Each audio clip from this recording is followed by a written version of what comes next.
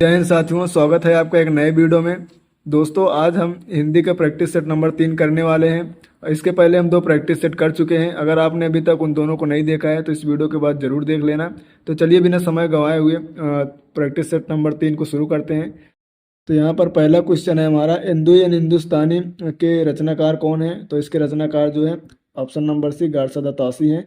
अगला क्वेश्चन है, भरपेट में कौन सा समास है? तो भरपेट में जो है अव्ययी भाव समास है। उसके बाद अगला क्वेश्चन है, ईर्ष्या का पर्यायवाची इसमें से कौन सा है? तो ईर्ष्या का जो पर्यायवाची होता है इसमें से डा, ऑप्शन नंबर सी ईर्ष्या का पर्यायवाची है। अगला क्वेश्चन है, अनायास का विलोम शब्द क्या होता है? तो अनायास का विलोम जो है, अगर आप प्रयास लगाते हैं तो बिल्कुल गलत है। तो अनायास का विलोम जो है सायास होता है, ऑप्शन नंबर बी। अगला क्वेश्चन है, महात्मा बुद्ध करोड़ों के साक्षात डॉट डॉट थे? तो जो है महात्मा बुद्ध करोड़ों के साक्षात, ऑप्शन नंबर सी यानी कि विग्रह थे। ठीक है। तो अगला क्वेश्चन है यहाँ पर, खग जाने खग ही की भाषा लोकोक्ति का अर्थ क्या है? तो इसका जो अर्थ है चालाक ही चालाक की भाषा को समझता है। ठीक है, ऑप्शन नंबर ए। अगला क्वेश्चन है, सूरदास की भाषा का रूप क्या है? तो सूरदास जो अपनी सभी रचनाओं को जो है ब्रज भाषा में लिखते थे। ठीक है। अगला क्वेश्चन है, प्रगति मैदान प्रदर्शनी के लिए उपयुक्त स्थान है रेखांकित शब्द के शुद्ध वर्तनी, यानी कि प्रदर्शनी का आपको शुद्ध वर्तनी बताना है। तो ऑप्शन नंबर बी जो हो जाएगा, ऑप्शन नंबर बी में जो है प्रदर्शनी सही लिखा हुआ है। ठीक है। अगला क्वेश्चन है, वह स्थान जहाँ पृथ्वी और आकाश मिलते हुए दिखाई देते हैं तो उसे जो है क्षितिज कहते हैं, ऑप्शन नंबर ए सही हो जाएगा। अगला क्वेश्चन है, शिशुपाल गालियाँ देता रहा और श्री कृष्ण उन्हें सुनते रहे परंतु लगभग चुप रहे, कोई त्रुटि नहीं। मतलब इसमें से 4 विकल्पों में से कौन सा गलत है? ठीक है। तो यहाँ पर आप देख सकते हो, शिशुपाल गालियाँ देता रहा ये तो ठीक है, और श्री कृष्ण उन्हें सुनते रहे ये भी ठीक है, परंतु लगभग चुप रहे, यानी यहाँ पर होना चाहिए परंतु वे चुप रहे। ठीक है। तो लगभग शब्द आके यहाँ गलत हो गया, तो ऑप्शन नंबर ए सही हो जाएगा, यानी कि इसमें गलती है। ठीक है, परंतु लगभग चुप रहे। अगला क्वेश्चन है, अमानवीय में उपसर्ग क्या है? तो अमानवीय में जो है अ उपसर्ग है, ऑप्शन नंबर ए सही हो जाएगा। अगला क्वेश्चन है, अनाड़ी का तत्सम रूप क्या होगा? ठीक है, अनाड़ी का तत्सम रूप होता है अनार। ठीक है, ऑप्शन नंबर बी सही हो जाएगा, अनार है। ठीक है। तो अगला क्वेश्चन देखते हैं, यहाँ पर क्वेश्चन नंबर 13। क्वेश्चन नंबर 13 है, खड़ी बोली का प्रयोग सबसे पहले किस पुस्तक में हुआ है? तो खड़ी बोली का प्रयोग सबसे पहले जो है option number D Prem Sagar में हुआ है। अगला क्वेश्चन है, हिंदी साहित्य के आदिकाल का अभिनव जयदेव किसे कहा जाता है? तो इसके जो है विद्यापति को कहा जाता है। अगला क्वेश्चन है, हिमकृतनी किसकी रचना है? तो हिमकृतनी जो है इसको आपको पता होगा माखनलाल चतुर्वेदी की रचना है।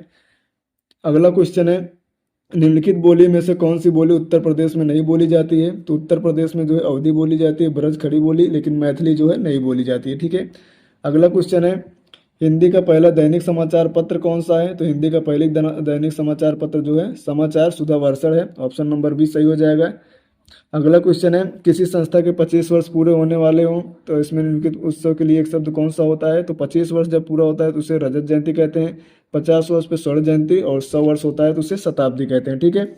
यहाँ पर अगला क्वेश्चन है, निम्नलिखित वाक्य का एक शुद्ध पदक्रम कौन सा है? ठीक है।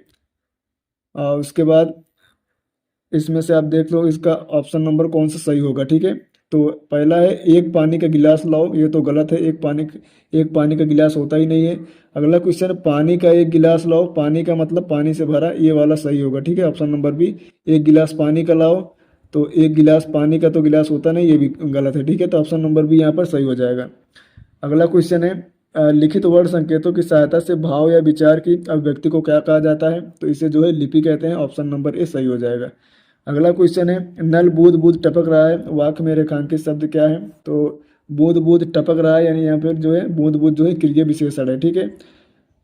अगला क्वेश्चन है यहाँ पर, मुझसे यह काम नहीं हो सकता में वाच्य क्या है? तो मुझसे यह काम नहीं हो सकता, इसमें जो है भाववाच्य है। ठीक है, जहाँ भी नहीं शब्द आ जाता है तो वो जो है भाववाच्य हो जाता है, जैसे मुझसे नहीं खाया जाता। ठीक है, इस तरह के वाक्य जो है भाववाच्य हो जाते हैं। अगला क्वेश्चन है, मैं जल्दी आऊँगा ताकि आराम कर सकूँ, वाक्य में रेखांकित शब्द क्या है? तो देखो यहाँ पर ताकि आ गया है, यानी कि एक वाक्य दूसरे वाक्य को जोड़ रहा है, तो ये जो है समुच्चय बोधक हो जाता है। ठीक है, नेक्स्ट क्वेश्चन की तरफ चलते हैं। अगला क्वेश्चन है यहाँ पर, कौन सा शब्द अज शब्द का अर्थ नहीं है? तो अज में अज ब्रह्मा शिव और बकरा का पर्यायवाची होता है, लेकिन अनजान जो है नहीं होता है। ठीक है, तो ऑप्शन नंबर डी सही हो जाएगा। अगला क्वेश्चन है, निजवाचक सर्वनाम का प्रयोग किस वाक्य में हुआ है? तो निजवाचक सर्वनाम का जो है प्रयोग किस वाक्य में हुआ है? तो यहाँ पर आप देख सकते हो ऑप्शन नंबर डी, आप भला तो जग भला। ठीक है, ऑप्शन नंबर डी सही हो जाएगा, इसमें निजवाचक सर्वनाम का प्रयोग हुआ है।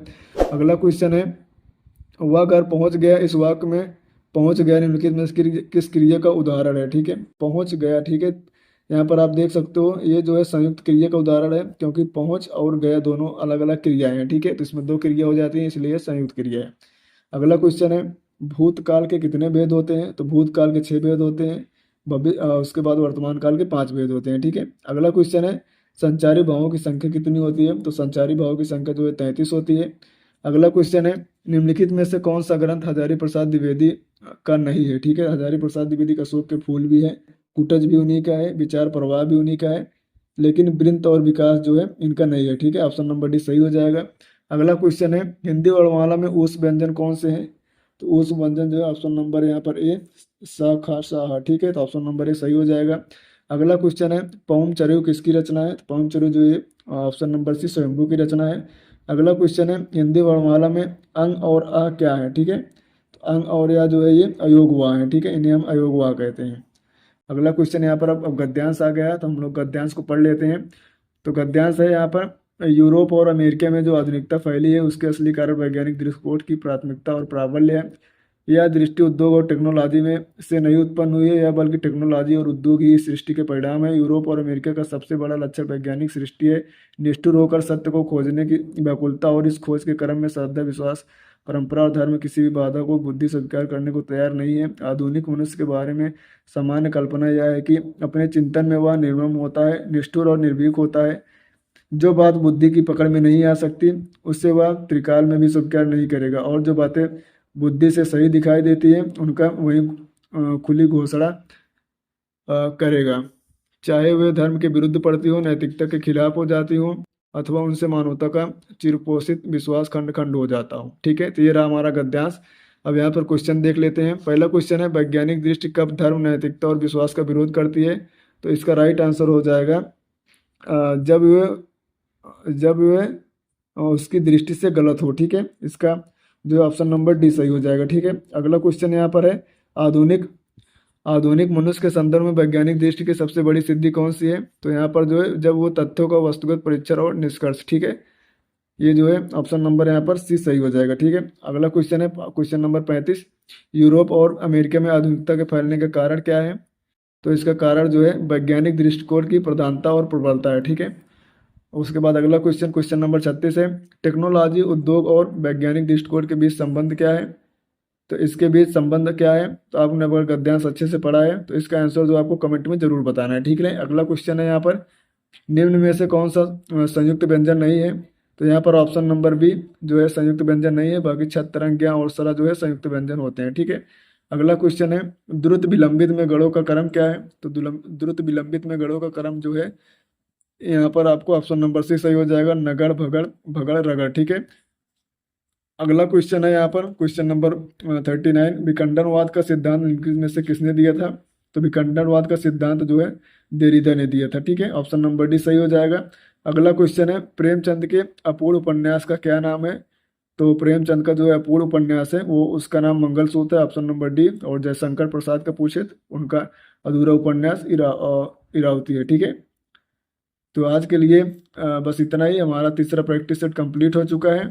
वीडियो कैसे लगा कमेंट में ज़रूर बताना, और स्पीड को इतना ही रखना है या फिर कम ज़्यादा करना है उसको वीडियो को जो है कमेंट में ज़रूर बताना, स्पीड सही है या फिर और स्लो कराएं। देखो मैं स्पीड इसलिए ज़्यादा कर देता हूँ ताकि वीडियो ज़्यादा लंबा ना हो। ठीक है, बाकी चैनल पर ना तो सब्सक्राइब कर लेना। हमारा टारगेट 100 प्रैक्टिस सेट का है, पूरे के पूरे 100 प्रैक्टिस सेट करेंगे। ठीक है, बाकी मिलते हैं एक नए वीडियो के साथ, तब तक के लिए जय हिंद।